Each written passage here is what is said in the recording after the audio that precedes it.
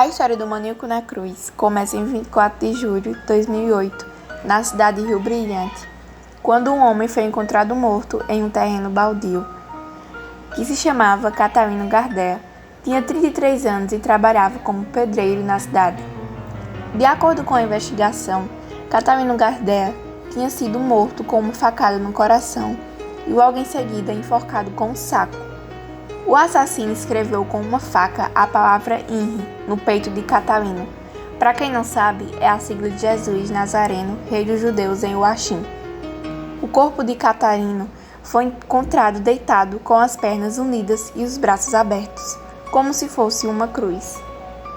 Logo um mês do corpo de Catalino ser encontrado, o corpo de Letícia foi encontrado dentro de um cemitério. Letícia tinha apenas 22 anos e foi encontrada nua, deitada em cima de um túmulo com os braços abertos, da mesma forma que Catalino. Só que dessa vez o assassino não escreveu no peito dela, pois no lugar que ele tinha escrito INRI no peito de Catalino, no peito dela tinha uma cruz tatuada. A família dela disse que ela apenas ia encontrar alguns amigos, mas ela disse que logo voltava. Só que no dia seguinte o corpo dela foi encontrado, só que a 40 metros longe de casa.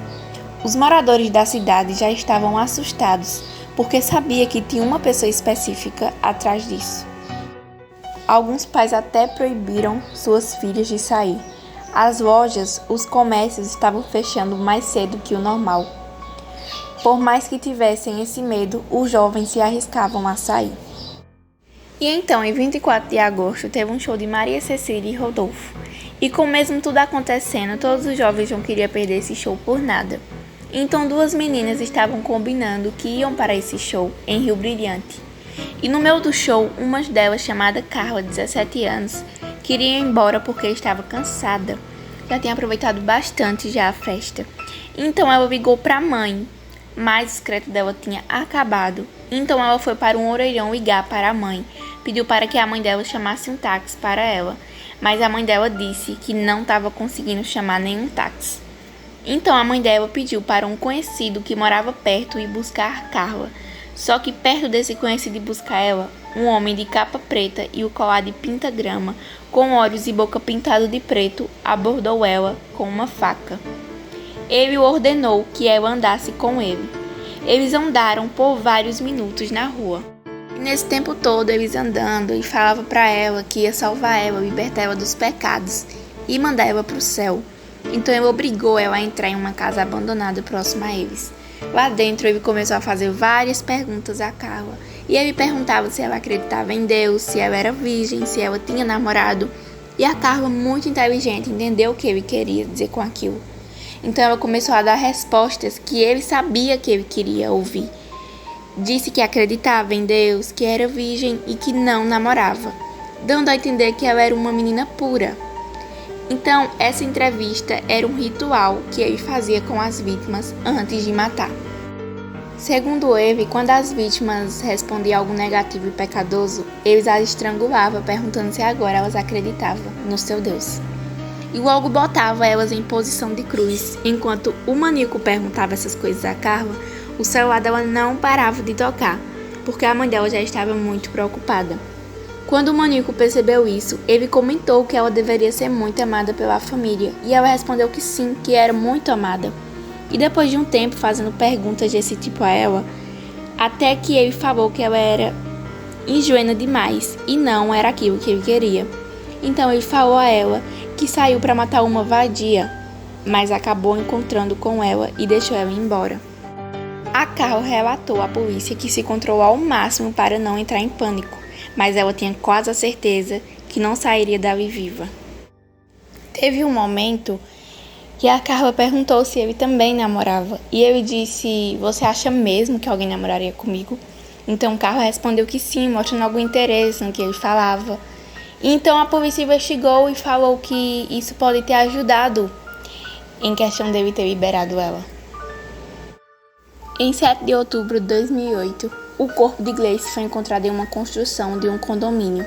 O corpo de Gleice Kelly da Silva estava apenas com uma calça, com os pés cruzados e os braços abertos. No lugar onde encontraram o corpo, havia cruzes soltas e um bilhete com a palavra inferno. Esse já era o terceiro corpo encontrado da mesma forma, então a população já tinha certeza da existência do serial killer. Então a polícia estava perdida na investigação porque não havia nenhuma pista no local de crime. A primeira ideia que eles teve era que isso tudo era relacionado a alguma seita ou algo do tipo. E a população estava botando muita pressão na polícia até que tiveram que pedir ajuda à polícia regional. E essa investigação começou a andar até que uma pista muito importante apareceu em um lugar muito improvável, que foi no perfil da Gleice no Orkut. Apareceu na página de recado da Gleice, no meio de várias mensagens de luto. Apareceu um perfil que deixava mensagens xingando as pessoas que estavam em luto. Postava coisa como: mortos não recebem strips, seus doentes.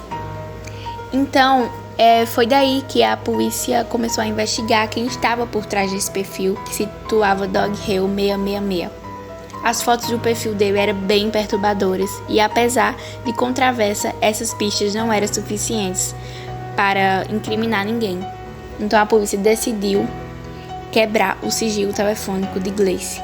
E foi aí que eles viram que um número desconhecido tinha ligado várias vezes para ela. E esse número ligou para Gleice mesmo depois de ela ter morrido. E esse número foi identificado como o número de Dog Hill 666, que no caso era Jonathan Celestrino. No dia 9 de outubro, ele foi preso em sua casa.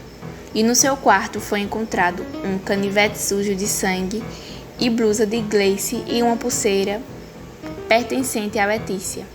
E recortes de jornal sobre o caso, revistas pornográficas e o post sobre o maníaco do parque.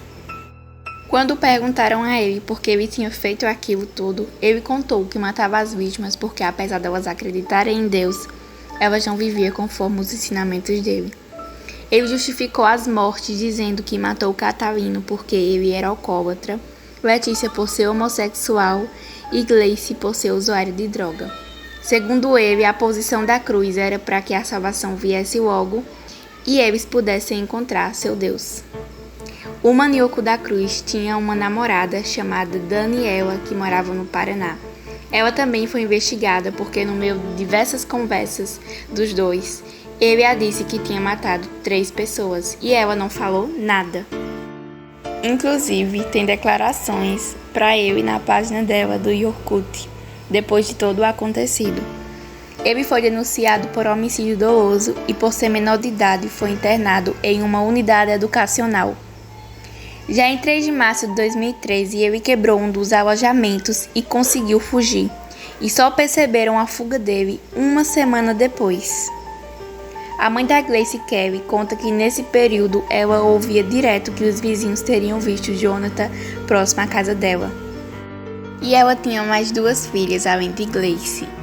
Ela passou o período em que ele estava desaparecido em desespero. Ele foi encontrado no Paraguai, 29 de abril, em um hotel na cidade de Orqueta. Jonathan estava morando nesse hotel e trabalhando em um lava-jato próximo.